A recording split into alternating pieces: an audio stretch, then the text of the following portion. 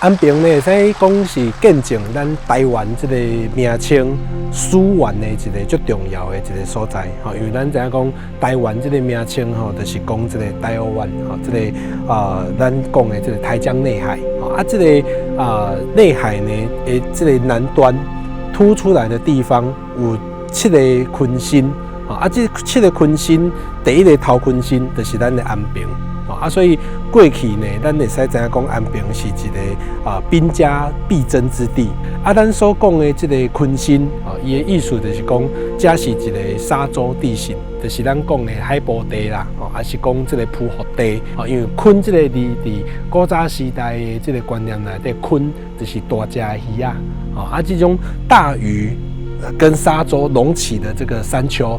感觉很像。咱知影昆心的地形毕竟是外海而且伊是泥沙淤积的地形，所以伊土地会使使用的空间非常的有限。过去呢这几个昆心所住的人嘛加较少，上会使使用利用上济，其实就是咱安平这个所在。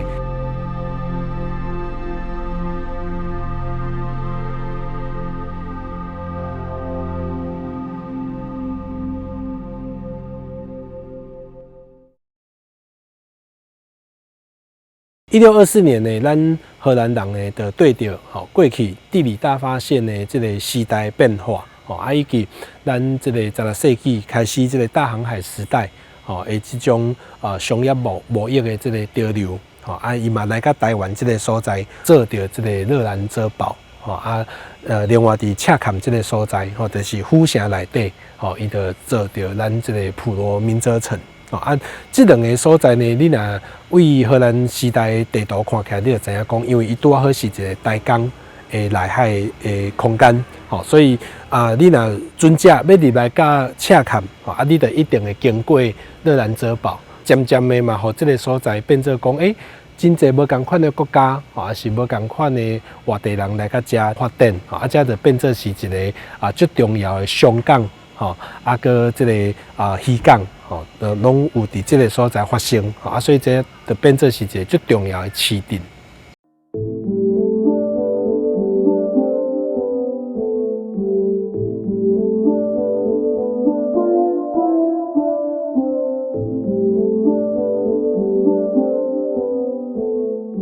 我们现在所在的位置呢，是台南安平古堡。你晓得吗？其实在我们台湾就有欧洲的古堡，也就是我们现在说的安平古堡哦。那我们来靠近点看一下，这个砌砖法、砌石法，它的特别之处，你会看到，常常有人会跟你说钉跟顺，什么是钉，什么是顺？来，我们用砖块来告诉你，这个是砖块。如果它朝向你的话呢，这个就是钉。如果这一面朝向你，就是顺。这个顺，它其实在下面这个顺的中间。为了方便大家理解，我们来看一下英式砌法，你就会明白了。你看一下英式砌法呢，这个是钉钉钉，这个是顺，而这个顺跟顺它是重叠，有看到了吗？我们现在所在的位置呢，就是台湾城残基的前面，这个荷兰时期所盖的这个城基它大概有多长？大概65.8公尺左右。你有没有发现到这边有一个门洞？门洞的上面呢，会有一个权杖的造型，其实那个就是闭锁哦。这个闭锁它呢，主要的功能就是让建筑呢能够更牢固。而更牢固之外呢，要让它更美观的话呢，因此呢就有做了一些装饰性的东西在表面。一开始荷兰人来的时候，他只是想要贸易，因此呢盖的是木寨城呢，叫做奥伦治城。后续呢从澎湖、丰龟那边带来了很多的石材，还有呢从外面呢带来更多的砖块。建造了这一个空间，这个空间呢，里面为主堡，这边呢外堡。主堡呢有上主堡跟下层主堡哦。往往我们一般的概念，你应该是先盖1楼，再盖2楼，对吧？可是我们是从2楼开始盖，为什么呢？这牵扯到地形地貌。其实，在安平古堡这边呢，我们不只能看到荷兰时期的这样子的建筑遗构之外呢，我们还能够看到更多不同时期的建筑以及文物哦。经历过这个荷兰人统治的时代，咱1662年的时阵呢，郑成功甲伊的这个部队，甲荷兰人赶走，所以伊就伫个咱这个赤坎这个所在建立着最重要的府邸的中心。另外一方面呢，因的军队嘛入来甲咱安平这个所在。甲这个所在呢，打造成新的这个王城，伊嘛是利用着这个所在是有真重要的军事的这个需要，一方面造成咱赤坎地区、府城地区最重要的外围的守护中心。同时阵呢，伊嘛是一个会当交流着府城最重要的一个商业贸易的一个外围的港都。所以看到汉人大量入来这个所在开垦，嘛是为郑成功的时代开始，为这个所在渐渐发展起来。咱汉人的这个祖先嘛来伫这个所在开始定居探根。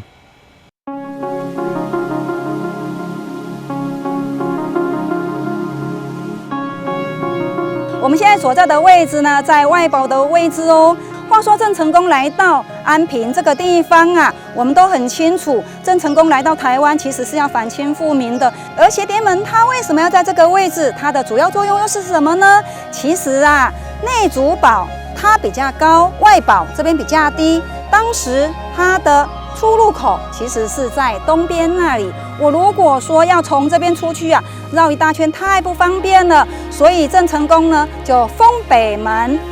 开了南门这一个城洞，方便呢，大家可以进进出出哦。安平为什么叫安平？因为啊，郑成功以家乡南安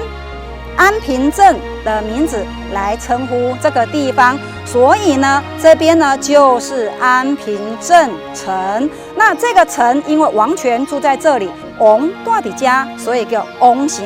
住在翁峡的西边，叫做王城西社。有没有发现到很怪呀？因为我们既然用到社这个字眼，在当时应该都指的多数都是讲原住民嘛。但是安平这个地方很特别哦，这边用的社这个字呢，其实呢讲的是汉人的聚落，6个角头也意味着是6个聚落，有王城西社、囡仔社，还有其他的公社哦。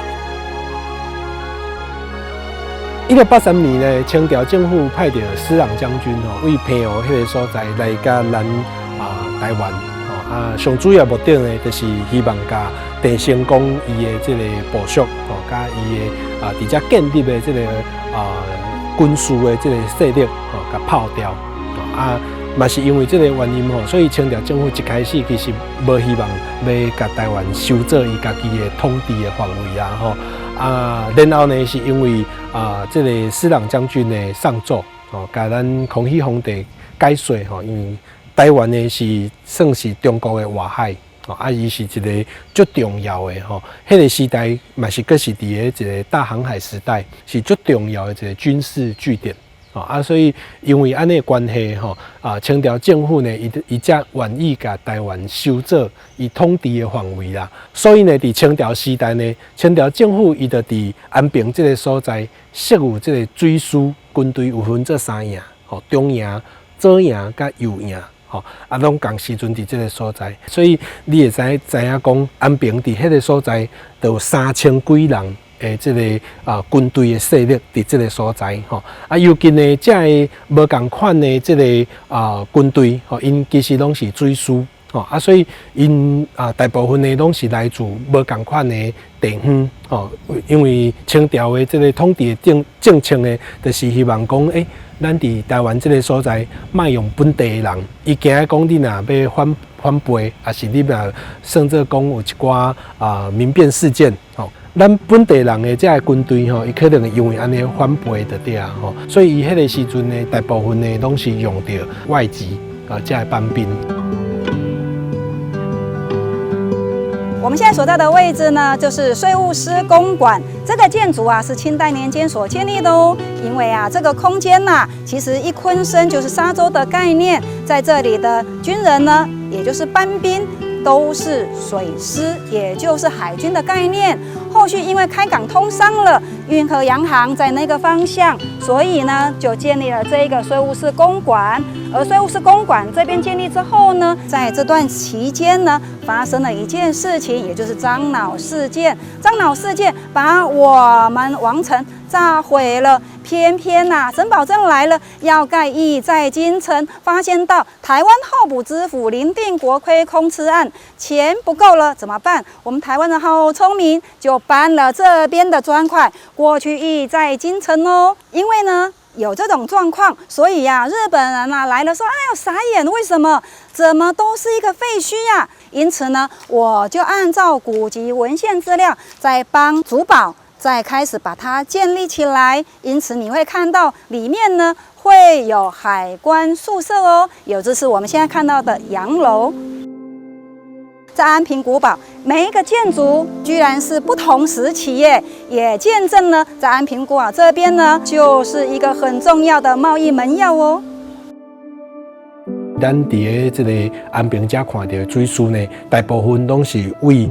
外地来甲台湾遮驻扎为着要互遮个班兵会当伫遮住有这个交流的空间有伫这个所在呢，大家会当生活做伙所以伊就设定无同款的会馆这个会馆呢，咱为即摆所知影的的清朝时代有讲着讲安平有5馆。这5馆就是无同款地方的人来遮驻扎所形成的这个会馆这会馆的功能呢真侪佫是真重要的精神象征同地同一个所在的人来到遮聚集伊可能伫这个所在祭拜。另外一方面呢，伊若有啥物代志爱仲裁有啥物代志爱来判决还是讲啥物重要的代志，大家要讨论，嘛是拢来会馆这个所在，所以这会使讲是生活的空间，同时阵伊嘛是精神象征的空间。咱海参馆因为是清朝所遗留落来一个最重要的空间建筑所以咱伫这内底咱会看到讲有真侪时代刻痕所以你会伫这内底呢会看到讲有一寡古早时代留落来，无同款时代留落来的一寡建筑特点比如讲你一入来，你就会看到正门迄个所在就有一个刀剑柄有刀有剑有戟。有无同款的武器，伫刀剑柄的另外一边呢，有这个剑鞘，剑鞘顶悬佫有日月，所以这个刀剑柄呢，伊的意思就是讲，咱要甲外口入来无好的气场，还是讲外口入来无好的煞气，先甲动的，有一个缓冲的空间。咱入来行入来，才是看到咱的这个正厅所以这个刀剑柄有这个闪避的这个作用。伊这个无同款形式的花汤，你会看到，比如讲有钱币式的花汤，有最特殊的早期的这个花草的花汤另外呢，你正中你就看到有这个吃虎团炉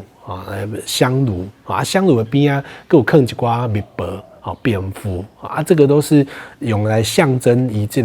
个空间祈福的这样子的一个作用，跟咱甲生活内底希望追求的一寡愿望一寡吉祥图案，甲放伫这个木雕的花窗上面这拢是咱伫建筑艺术内底会看到讲利用符号、利用图腾，然后来传达一些心里面所想的，还是他想要表达的象征意涵这是海参馆里面很重要的建筑特色。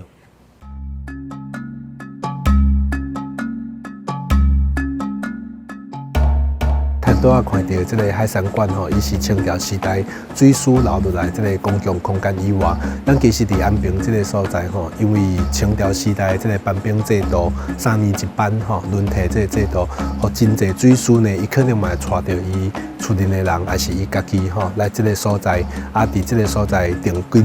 伫这个所在伫住所以可能伫这个所在呢，伊就会起着伊厝邻的这个建筑。啊，伫即内底呢，咱会看到讲比较较有特色的吼，就是咱台湾清朝时代呢最重要的一个水师的这个总兵吼。魏大友呢，伊后代这个建筑吼，的即摆就搁留的吼，因为伊即间厝介特殊吼，伊是一个单亲手吼，单身手，伊就无像咱传统的三合院安尼吼，两边拢有伸出去的这个护梁伫的吼，伊就干那一边，因为安平这个所在吼，你知影讲伊过去是一个困岛，土地空间有限吼，因为遮是一个算做讲沙洲吼，这是一个。昆新呐吼，这个昆新的边仔呢，大部分拢是海埔地，无就是铺河地，吼，这个铺河地甲海埔地呢，会使利用的空间真少，所以过去水师啦，吼，也是讲来遮移民，吼，伊住伫遮生活的空间拢有限，吼，大家算做拢客做伙，吼，所以你伫这个单身所，你就会使看到清朝时代留落来迄种建筑格局，吼，迄个。特色安尼吼，这种单身所的建筑结构吼，伊虽然有一边有欠缺，但是并毋是讲安尼这个内底格局吼的较歹无哦吼。伊这个空间内底呢，虽然小小一个16平的空间吼，内底共款有便所吼，嘛是有这个灶骹。放新明公妈的所在，另外一边就是伊的护梁，嘛是会使带人。这个围墙仔的外口吼，就有咱这个在地这个白花吼，展现着咱在地这个建筑吼的材料，甲清朝时代吼，咱遮是一个昆新吼这个地下人稠的这个建筑特色安尼。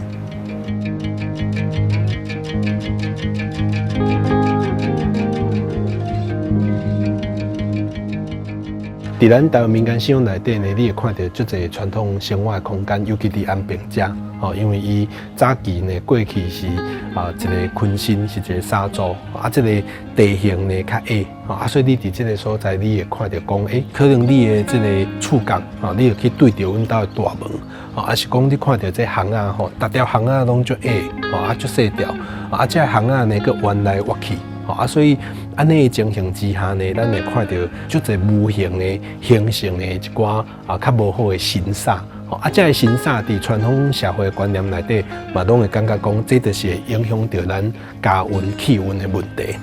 所以伫个这个民俗的这个观念内底呢，民俗思维里面，咱就希望甲这个无好的物件撇掉、删掉。所以呢，你就看到真侪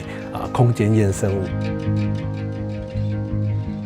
大部分的人厝里会用的这个衍生物吼，可能拢是用这个八卦吼，还是讲山海镇。但是咱伫安平遮较特殊吼，安平遮呢，因为伊过去的这个族群吼，甲伊遮生活的这个情形吼，伊就形成这个剑西。剑西呢，咱知影有一个讲法，就是讲这是安平吼，早期因为民政时代吼，一寡驻军吼，因的藤牌顶管有狮子的这样子的一个吉祥图案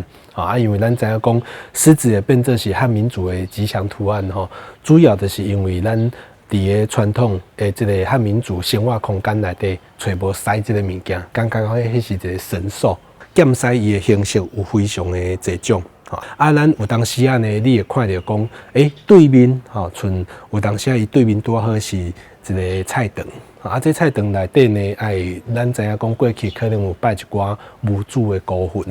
有的人就感觉真紧张。因为咱台湾这个民俗内底民间信仰内底有讲到这个人死为鬼，鬼死为剑。所以呢，用这个剑这个字结合剑西的这个图腾造型，就变作是一个八卦呢来对向压着这对面的这伊会惊吓遐无形的遐物件另外一方面呢，咱知影讲安平这个所在就侪传统建筑拢有用到珊瑚礁还是讲用到在地一寡食材所以伊嘛甲这物件呢，拢变作是伊这个剑西的素材甚至讲是伊日常生活的这个建材安尼。比如讲，咱知影讲安平这个过去呢，伊是有这个花窑这个花窑呢，伊就生产这个白花所以可能用到蚵仔壳烧出来这白花来做着剑西。有的所在呢，像海参馆伊的迄个剑西造型呢，因为伊剑西有手嘛，手纯粹应该要有骹，但是伊无做伊的骹料，无做伊的骹料呢，看起来就像蝙蝠的。所以有人讲，这敢会是，就是因为伊这个海参馆足侪拢是为海参遐来的这水素，所以因为安尼呢，为着要呈现因地方福州，所以呈现福这个字，爱着放这个蝙蝠的造型，伊有一个隐喻伫迄个所在。所以咱会使知影讲，剑西伊的神志伫安平有真济无共款的方式，用到在地素材，石材，也是在地一寡文化，甚至讲内底有带着家己的愿望，嘛有带着家己希望要解决生活空间的问题，造成安平的剑西。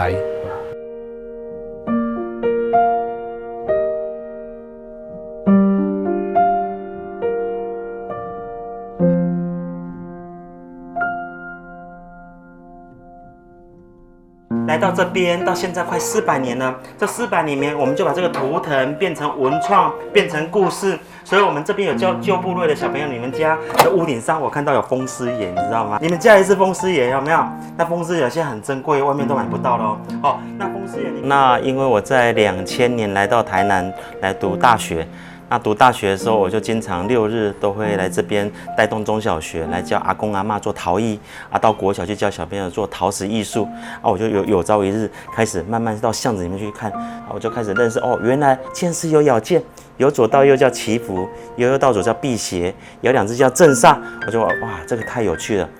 是不是有机会把它用我自己的专长做成陶艺？那时候就已经开始在捏捏之后，因缘巧合让我有机会想说继续研究所也留在南部，我就来安平老街，就在安平老街开始摆了剑狮，摆了拉坯机，让我有机会用粘土来点土成金，让这个剑狮开始赋予新生命。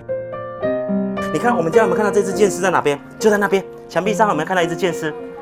所以你看到那一只剑狮，待会看到之后，你跟他拍照哦。拍完照回来，老师看到你有画到有这9只剑狮，回来有帮你们准备一个纪念品要送给你们。好，接下来老师1分钟带你们去一个很安全、没有车子、没有人的地方。好，你看这棵树很厉害哦，这棵树它上面有绑个红线，有没有看到？树王公老公公，它很久了，100年以上了哦。所以你看这边每到初一、15呢，会拿香跟他拜拜。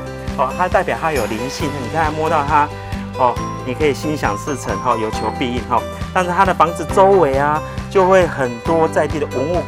古董在旁边。你看旁边这只剑狮就是我们说的达摩到了哦。这个日月这个达摩剑狮，它在一个100年的古厝。那老小朋友找到这个剑狮之后会看到达摩上面这边有7星界，有日月穿线，这个是达摩的头，红色的头在这边。所以小朋友看到它，为什么这个剑狮跟它颜色不一样？因为它风吹日晒，红的地方已经褪掉了，所以它现在颜色看起来就是红色地方的达摩的头已经不见了，看起来比较木头原始的颜色。所以小朋友每次看到这只是不是它？我说就是它，因为岁月的痕迹，所以让它留下来，就是变成这样一个氛围待会要让你找到这个最有名的叫什么剑狮？神秘剑狮，就在这个巷子里面跟着老师走。这个剑狮在你们左右两边看一下，有没有找到了？来，让你们先找。我带着公布答案，要让你们去寻宝。它的全貌图在那边，整个图这么大张。好了，不要卖关子了，在这里了。来，我们往这个巷子45公分的巷子走进去，你敢进去看看吗？你这边不够瘦的人是进不去的。好，你帮我看看这只剑狮有什么不一样？它眼睛有没有看到2个大眼睛？它咬几支箭？2支箭，答对了。它右边的脸被风化掉了，所以这边看不到它的眼珠，这边左边还可以看到它眼珠哦。好，你只要你们家门口这边安装了一只剑狮在这边，就可以化解这样。每到初一、15阿嬷就会拿香拜拜，或是重大节庆，她会准备一个水果来跟她拜拜。这个金光就是马上在你的看一看哦，马上就在左边、右边，左边的门楣上有一只金色的，有没有看到？答对了，就是它。这个阿伯这个阿伯以前这个家他们曾经就是有翻修过，在休息在整理的时候，好多人来找他，找不到他。为什么找不到他？因为他们家曾经有一只一模一样的剑狮，小偷拿得到它，把它拿走的，他很伤心，又刻了一只一模一样。好，这个北北老老的，他有的时候就回到他的小孩那边住，他有回来这边住的时候就把它挂上去。好，平日他回来就挂上去，6日又回去家人那边住，他就把它拆起来。为什么要拆起来？你知道吗？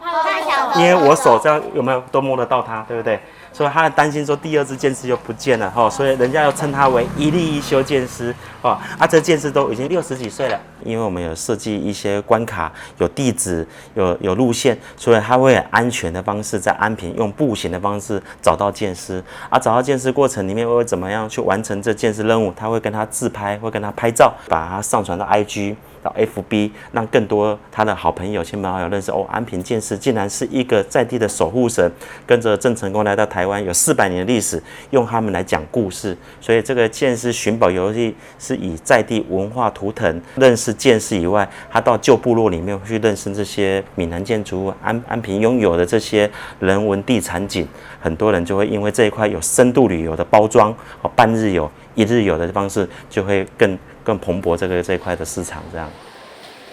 拿起毛笔，我先示范就好了。老师拿起毛笔之后，我中间想要金色，要黄色，用毛笔沾上颜色，整个正中央全部涂金色。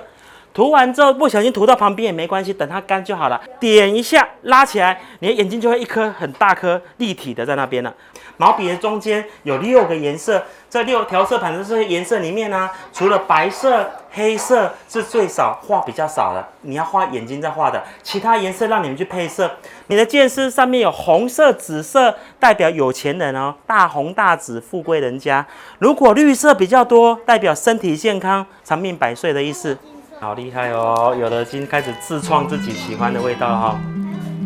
刚刚在推广的过程里面，我发现这个剑师文化是很在地的东西，但是很多人都不认识它。所以我在安平这10几年，一直就想说，那安平能留下什么？不要每次来就是固定的店家、网红店家，固定去吃个豆花、吃个虾饼就走了。我希望他来到安平可以多停留个半小时、1个小时，所以我就开发了说，来安平，我让大家很快速的时间用亲手自己动手做来做瓶瓶罐罐的安平壶，用手来堆叠做我们安平有名的剑师。那你时间比较快赶的时间呢，我们就有帮你做比较懒人包的方式，有配件包可以带走，或是有石膏模压一压，拿出来就是一个剑师。所以考虑到不同族群，有年轻的小朋友有比较长者的，我们都把它变成一个可以带回去的伴手礼。那因为这样有文化意识，又有文化底蕴故事，大家愿意回去画完之后，他就把它在生活中提倡出来，把它结合在生活周遭。那这样的一个创生，整个地方就整个带动起来。